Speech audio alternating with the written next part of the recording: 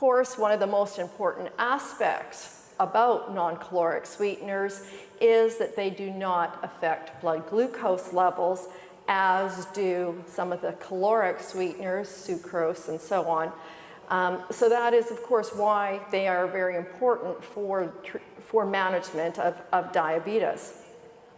They are also low in calories, and they achieve this function of being low in calories through two different ways. One, as I will show you for each of the different sweetener I'm going to talk about, they are much sweeter than sugar. So although they may gram for gram contain the same number of calories, we use so much less that the calories become very insignificant. The other approach, and what you'll see for some of the sweeteners, is that we do not absorb them. So because they do not even enter our body, we cannot obtain any calories from them. So there's quite a number of non-caloric sweeteners that are approved for use in Argentina. I'm going to focus primarily on 4 that are prominently used. The first 2, a sulfame K or a sulfame potassium, is often blended with aspartame. So I'll talk about those 2. Stevia extracts, or stevia glycosides, as I'll explain as we go along, is one of the newer ingredients on the marketplace. And lastly, sucralose is also used in a number of food and beverages in Argentina. Sucralose then. Sucralose is one of the sweetest sweeteners that is in the marketplace. It is 600 times as sweet as sugar, so very powerful sweetener. It is very interesting because this actually is very similar to the structure of sugar itself. What is different is that if you look at those green molecules, those chlorine molecules, in sugar, those would also be the hydroxyl or OH groups. So it is that change just of those 3 molecules that dramatically affects the sweetness of that compound, which I think is quite fascinating. Sucralose is not only is it incredibly sweet, so you do not need very much of it, it also is poorly absorbed. So most of it, about 85%, just simply goes right through and is out in the feces. So there is no absorption or intake into the body at all. When it goes through the feces, of course, there is the opportunity for the gut microflora to act on that compound, which is important, as you'll see, for the next sweetener. However, for stevia, it does not affect the structure at all, and it simply is excreted without any change. There is that small amount, and of course it's very tiny amount that is entering the blood because it's only 1/600th of the amount of sugar, and then you divide that, of that 1/600th, only 10 to 15% is actually entering the body. So we're talking teeny amounts here. And it is not metabolized. It simply, again, goes out through the urine. A very small amount can be changed somewhat by the liver through a glucuronidation process, and then it will also be excreted in the urine. The last sweetener I want to talk about in terms of how the body uses it is the stevia extracts. These have been, are new into the marketplace. There's a fair bit of interest in them because they are from a natural source, and that is very appealing to many people. They are purified from the leaves of a South American shrub called Stevia rubiania. I don't know if I pronounced that with the right accent for here. The sweetness in this plant comes from some very complex molecules. And when you look at them and think, how does that, compared to sugar, how does that interact with our taste receptors and actually cause sweetness, is quite interesting. But it is this very complex structure called steviol glycosides, and there's a variety of them in stevia. Riboside A, this one I'm showing you here, is one that's often there in the highest concentrations. The reason they're called glycosides is because they contain these glucose molecules. And the different glycosides differ from each other by how many glucoses and where on that backbone those glucoses are attached. When they are purified down to the pure glycosides, they are approximately 200 to 300 times as sweet as sugar, depending on which specific glycoside we're talking about. So these are, as I said, very large molecules. They are not digested in the small intestine, and they are not absorbed. What happens is once they enter into the colon, then we have very active enzymes from those microbes that can cut off or cleave off those glucose molecules. What happens is for all of the different steviol glycosides follow exactly the same pattern, and all of them end up in the large intestine as steviol with just hydrogen formed at those groups and no glucoses. So this is a smaller molecule. It actually is absorbed now into the large intestine. It undergoes some modification by the liver, and then it is excreted. For food additives, this is done through very extensive studies. It is required that at least 3 different species are tested. Usually it's the rat, the mouse, sometimes the dog, sometimes a rabbit, sometimes a hamster, at least 3 species. So we really understand how a body, a mammal, is going to use it. There's often criticism over the fact that, well, we use such high doses in these studies that it's not really realistic. That is absolutely true. It is not realistic. And the reason that we use those high doses is to increase the probability that we are going to be able to detect any adverse effect. Because if you have it at just a low level, you're going to have to test so many animals in order to be able to detect an effect. So we have it very high to be able to understand, is there going to be any effect? Then we use mid and lower levels to really establish, okay, at what dose is that effect not going to happen? And that's going to be our safe dose. The guidelines for setting these testing methods are internationally accepted. This is universally. We've just done a review of different international regulations, and pretty much in every country uses very similar guidelines that have been set up by the Joint Expert Committee of Food Additives, or JECFA. It's established from WHO. There is another also establishment, OECD, which also has specific guidelines for toxicology testing. So from there, we're going to do the estimate of the acceptable daily intake. This is the amount that is defined as what we can eat every day for our lifetime without a health effect. So we use that no observed effect level that caused no changes in the animals. You use the most sensitive species, then you divide that by 100 to take into account the fact that there are differences, there may be differences between humans and animals, or differences between individuals. So then you divide that by your safety factor. So for example, in your animal study, you had no effects shown at 4,000 milligrams per kilogram body weight per day.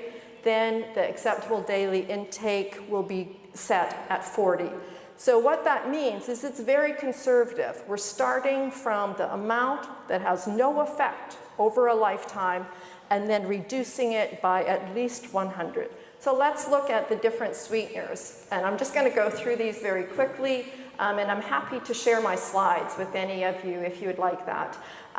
So for ACE-K, the ADI is upwards to 15 milligrams per kilogram body weight.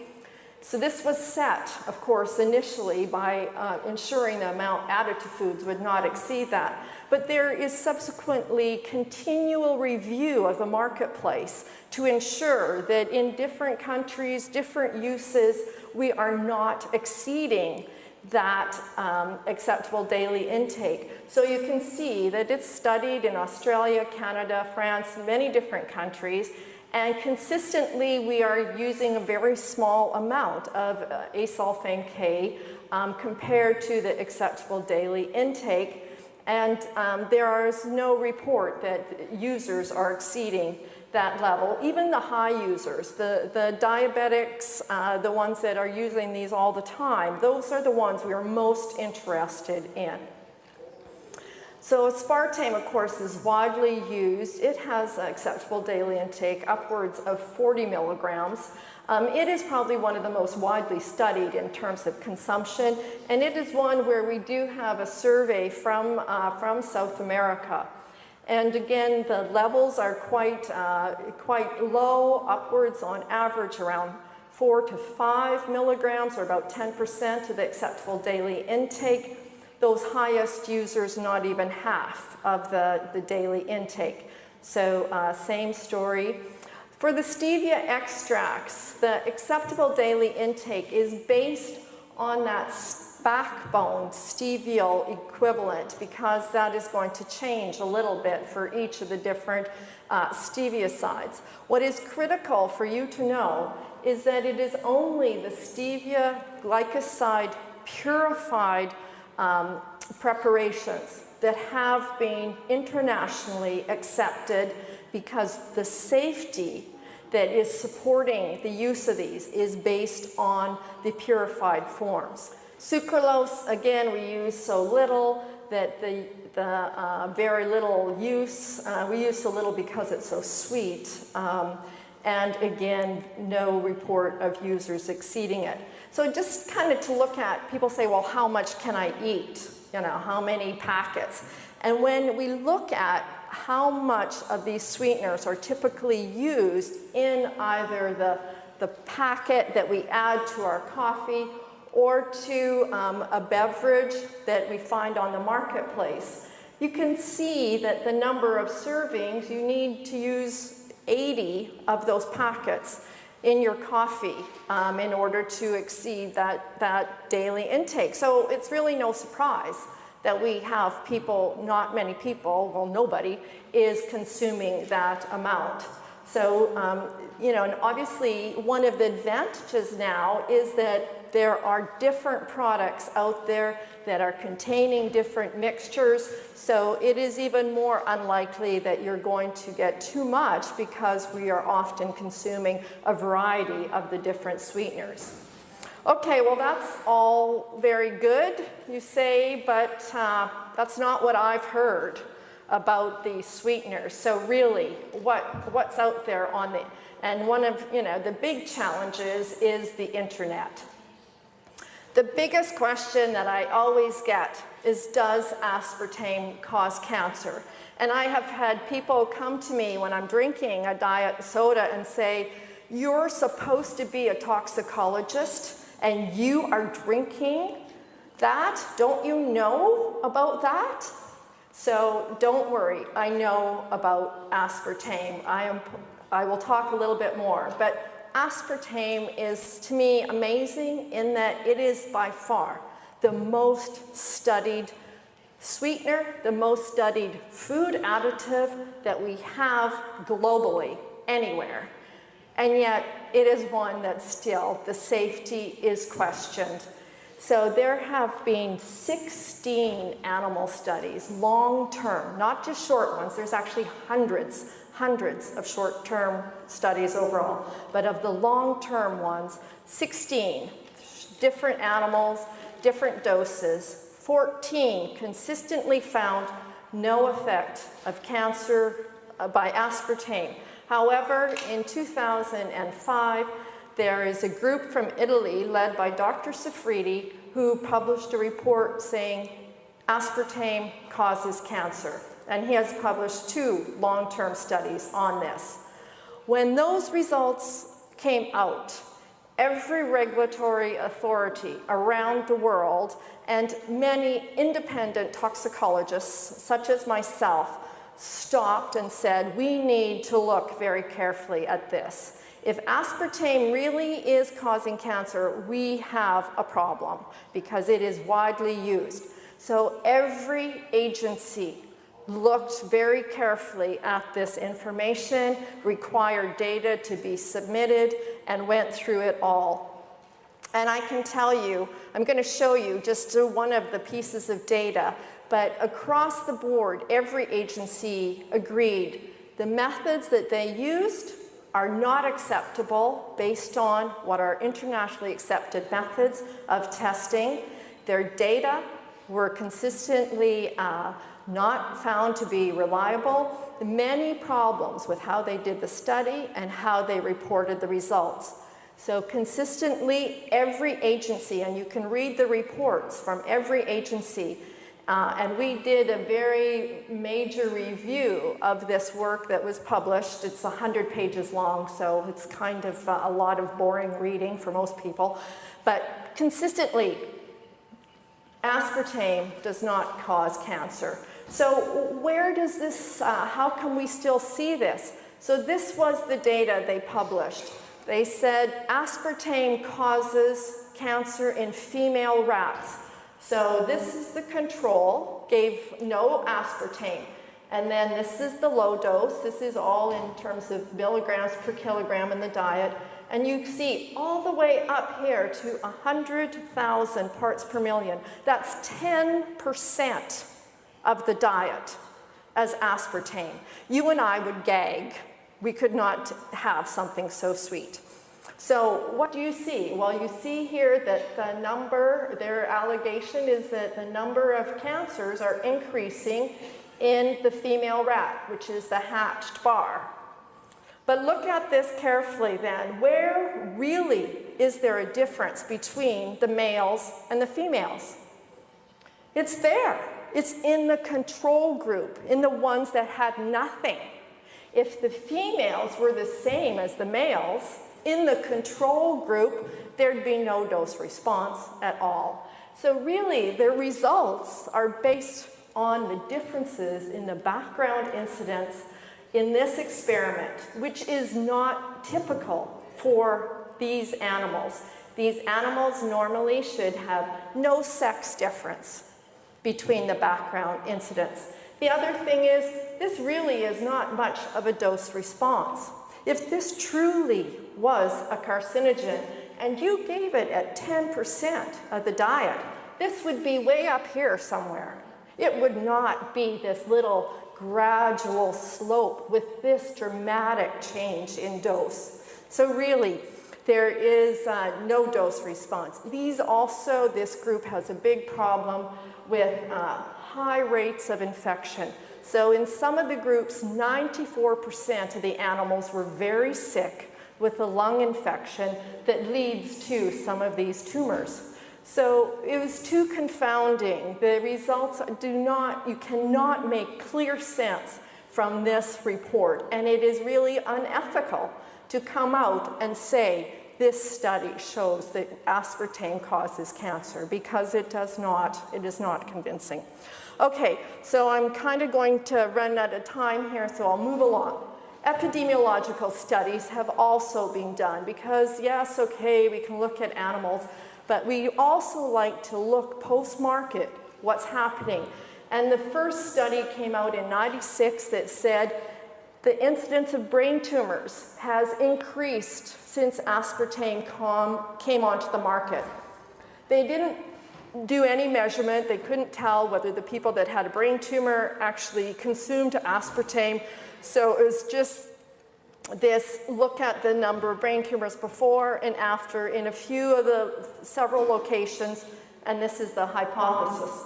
This resulted in, as you can see, many subsequent careful studies that looking for this association and trying to see whether or not aspartame did cause brain tumors. And consistently, when they looked at, do people actually consume sweeteners, then there is no relationship. And this has also occurred again in 2006 after that Safridi paper. Then they looked at the kinds of tumors that were reported there, and again, no association was found. The problem is, you know, we can take some comfort in those epidemiological studies, but truly you only can prove sort of cause and effect when you do randomized clinical trials. It is very, very difficult to isolate the association of one ingredient by doing these kinds of cohort studies. And there are specific guidelines available for assessing the quality of different studies. And this is important and sometimes confounding because there can be small changes reported in relative risk, and even though it's statistically significant, the question is it biologically relevant? And this is a good point to focus on with this recent study that was just published from Harvard University. And so, of course, it creates great interest coming from such a reputable institution. And they looked at 2 of their cohorts. So these 2 populations have been followed for about 20 years, looking at what do they eat through a dietary assessment once a year, and then what diseases do they get. So their first statement is that there is no significant association between the intake of these 2 types of cancers and soda intake. They looked at both diet soda and sugar-sweetened soda. However, when they looked at men, they are reporting that those that drank greater than 1 diet soda per day, which is now we're talking about 180 milligrams of aspartame, increase the risk only in men, not in women. And they may say that this is biologically plausible because of formaldehyde. However, then it got a little complicated because they also somehow saw increased risk in consumption of those that drank regular sweetened soda, but in men, but not women.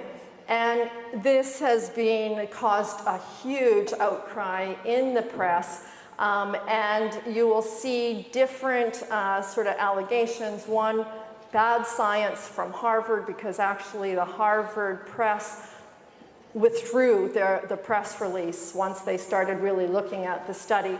However, other studies or other web pages are saying best study ever done shows aspartame causes cancer. So it gets to be, you know, really looking at it. So let's look at the very basis of their idea that, okay, this is due to formaldehyde.